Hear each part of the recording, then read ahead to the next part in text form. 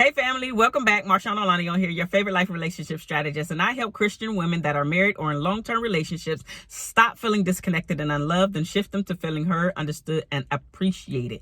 Now, you've come here today because you've seen the title and you were interested to see if you were being a bad partner in your relationship, whether you're aware of it or not. So the topic of today is the signs you're being a bad partner, even if you are not aware of them. So we're going to go ahead and jump into this. The very first thing that you could be doing that's showing that you are a bad partner is you can't help but to point out every single solitary thing that your partner is saying or doing wrong, air quotes, in your eyes.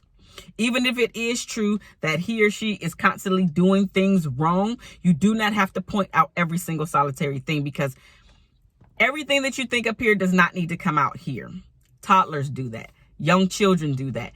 And are you a young child? Are you a toddler? Absolutely not. We've passed that stage. And so you have to be able to control the things that come out of your mouth. Now, am I saying never tell your spouse what he or she is doing wrong? Absolutely not.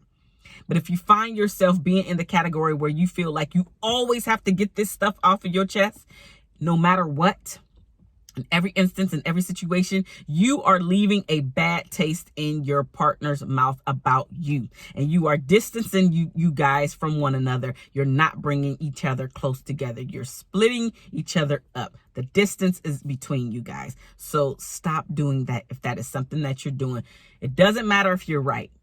You do not have to vocalize it every single time. And here's the thing. If I am the person that's on the receiving end of you always having to tell me how I'm doing something wrong, then I'm going to start thinking, why am I here? I can never please him. Why am I here? Nobody wants to have every single thing that they do wrong pointed out to them. And I'm sure if and when you're doing this, it is not in a pleasant manner. You're making it known that you knew what I should have been doing. You're right. I'm wrong. Nobody wants to be put in that situation all the time. So if that is something that you're doing, you need to stop it, because you're destroying your relationship by always having to point out all of the wrong that your partner is doing. The second thing that I want you to be aware of that you could be being a bad partner is if anytime your partner hurts your feelings, you hold that stuff in. You allow things to pile up. You allow things to fester. And anytime that is happening, resentment is starting to build up and seep out in different type of ways, whether it's you being snappy or whether you saying little snarky comments or whether you just coming at your spouse in a manner that they're like, whoa, what's actually happening? It's because you're allowing each little thing that's big in your eyes keeps compounding. And every time it compounds, you're not resolving the issue. You are continuing the distance between the two of you. You are not bringing you guys together. So stop holding things in. That is definitely showing the signs that you are being a bad partner, whether you realize this or not. You have to get this stuff out. You have to get it off your chest, because this is going to be the way that you feel good about your relationship, because you can express yourself. And actually, in some instances, it's not that you cannot express yourself. It's just you, yes, you watching this, are not willing to express yourself because you think that you're actually helping the relationship. You're helping the situation by holding things in, when in reality, you are not helping the situation. You're actually destroying your foundation that you have laid in your relationship. And because you are festering on all of this stuff that is building up, the distance is continuing. And the love is slowly but surely falling away. It's flying out the window. So you're being a bad partner is if your spouse hurt your feelings, and each time your feelings get hurt, you keep this closed instead of voicing why that hurt your feelings. Not blaming, just why it hurt your feelings, why you don't like when he or she does or says this particular thing to you. It brings up bad memories. It makes me feel X, Y, and Z. It makes me feel unloved. I want to feel loved while I'm in this relationship. You have to be able to vocalize the things that are needed, the things that hurt your feelings, so you can keep that resentment at bay and actually not even have it in your relationship. And the more that you vocalize, the more that you get this stuff out, yes, it's going to be hard in the beginning, but the more that you do that, the happier you will feel, the better you will feel about the spouse that you actually chose, because you know that he or she can hear you, and then they're willing to change their behavior or the things that they're doing to you to make you feel hurt. So stop being a bad partner. Speak up. The third thing is you have to have the last word no matter what.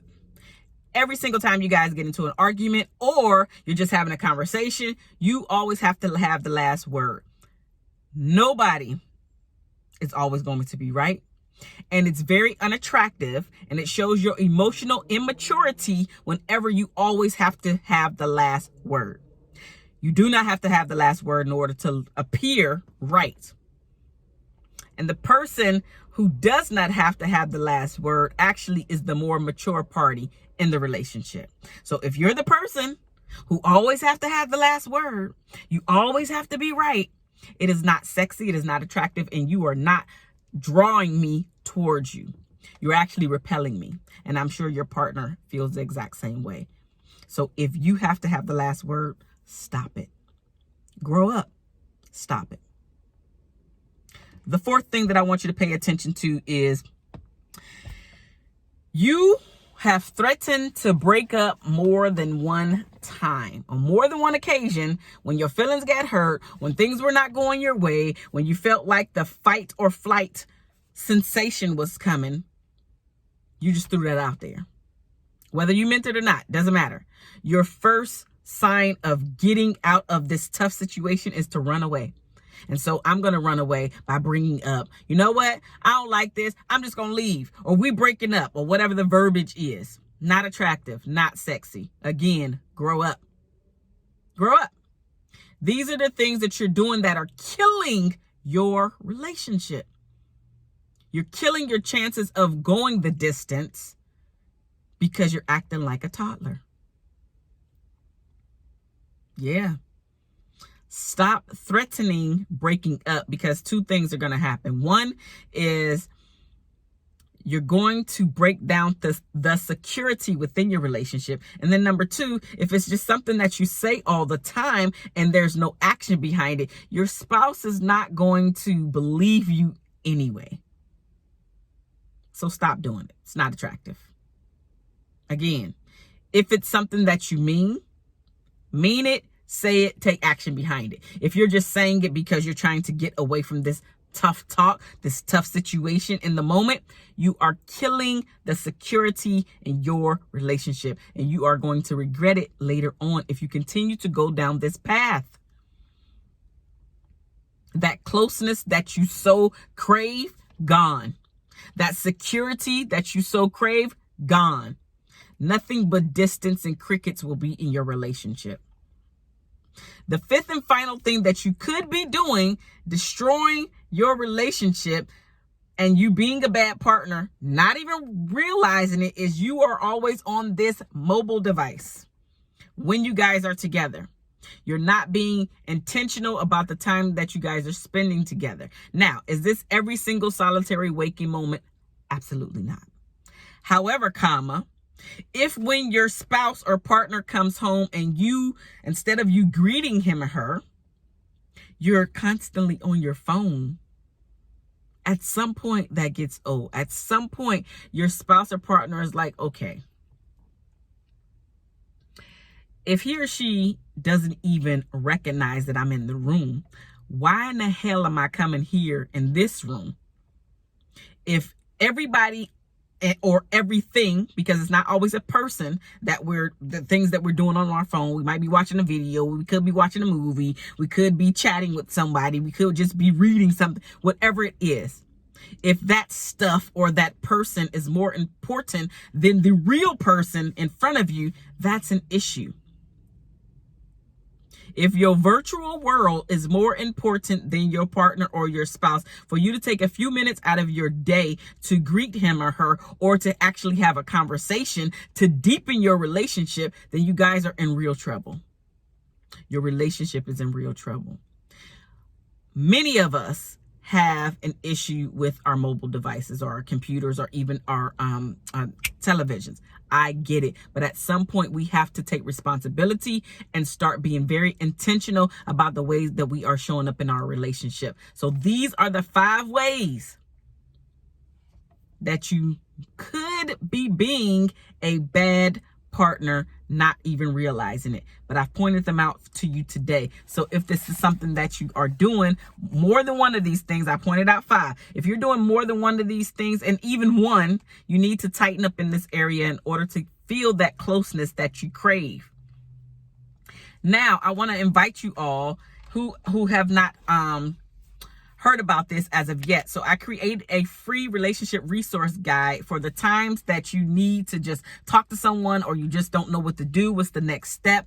These are the things that I'm speaking about to help you in the time of need. And so it's a resource guide for you to figure out some of the things that I speak about all the time, where you can have them in your possession right away.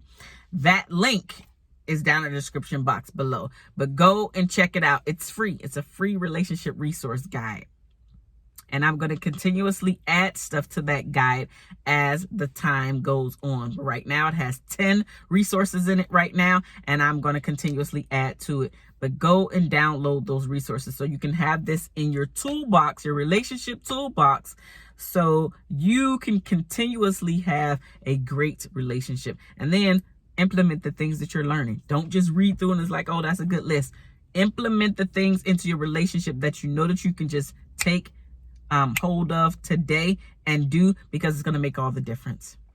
I love you guys. There's nothing that you can do about it. Again, my name is MarshaunO, your favorite life and relationship strategist, and I help Christian women that are married or in long-term relationships to stop feeling disconnected and unloved and shift them to feeling heard, understood, and appreciated. I love you guys, and there is nothing that you can do about it. Implement the things that you learn here, though.